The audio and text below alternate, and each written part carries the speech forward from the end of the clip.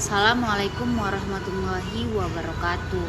Saya Nanda Asrida Siregar dari kelas IKS A3 pagi. Di sini saya akan menjelaskan tentang paradigma fakta sosial. Fakta sosial diketahui pertama kali diperkenalkan kepada masyarakat pada abad ke-19, yang ini disampaikan oleh Émile Durkheim yang merupakan sosiologi dari Prancis. Durkheim pada masa tersebut menjelaskan bahwa ilmu sosiologi sebaiknya membahas mengenai fakta sosial. Faktanya, fakta sosial akan membahas atau mempelajari mengenai segala sesuatu yang sifatnya umum di masyarakat. Cakupannya kemudian sangat luas dan diturunkan dari generasi ke generasi dengan sifat yang mengikat atau wajib ditaati dan dilakukan. Fakta sosial oleh Durkheim kemudian didefinisikan sebagai gejala sosial yang abstrak.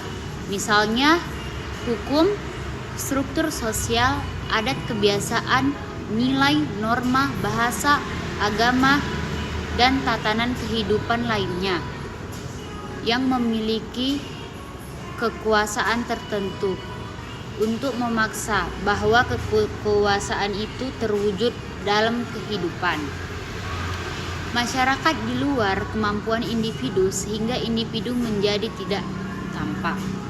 Sehingga fakta sosial kemudian mencakup segala hal yang dilakukan, ditaati, dan diturunkan sampai lintas generasi untuk mengatur kehidupan bermasyarakat. Setiap kelompok masyarakat kemudian memiliki fakta sosial sendiri.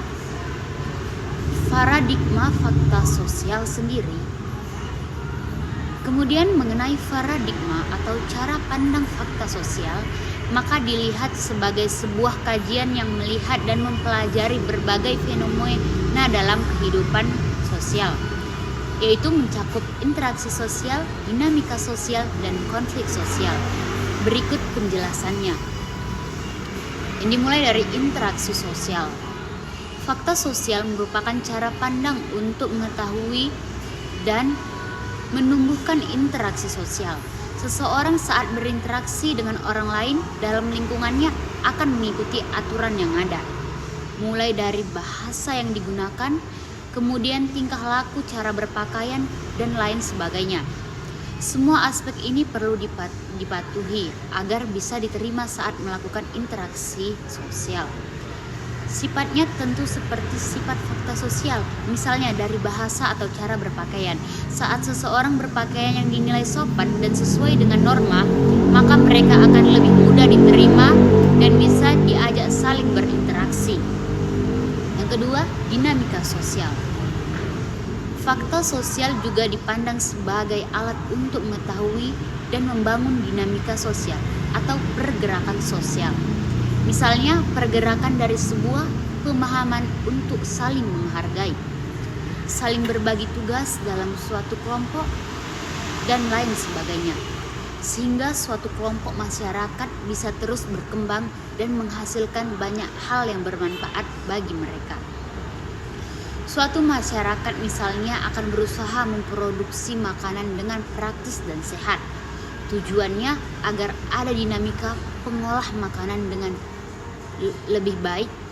Baik di sini dilihat dari prosesnya yang semakin sederhana dan praktis, kandungan gizi yang terjaga, kualitas rasa juga bisa diterima lidah, dan lain sebagainya.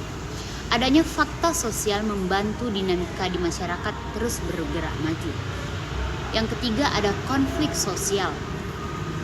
Fakta sosial secara negatif juga bisa menyebabkan konflik sosial, sekaligus bisa digunakan untuk menyelesaikan konflik sosial.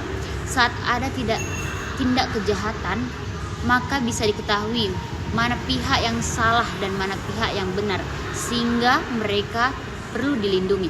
Fakta sosial kemudian juga bisa menyebabkan konflik atau tindakan yang merugikan diri sendiri, bahkan banyak pihak. Misalnya, saat Anda tuntutan untuk bekerja dan berpenghasilan, padahal dalam kondisi sakit atau mungkin cacat akibat kecelakaan, maka ada tekanan bagi mereka untuk melanggar fakta sosial tersebut. Jika seharusnya bekerja di perusahaan, maka mereka memilih untuk melakukan tindak kejahatan seperti mencuri, menjamret, dan lain sebagainya. Sekian dari saya, lebihan kurangnya mohon maaf. Wabillahi taufiq wal hidayah. Wassalamualaikum warahmatullahi wabarakatuh.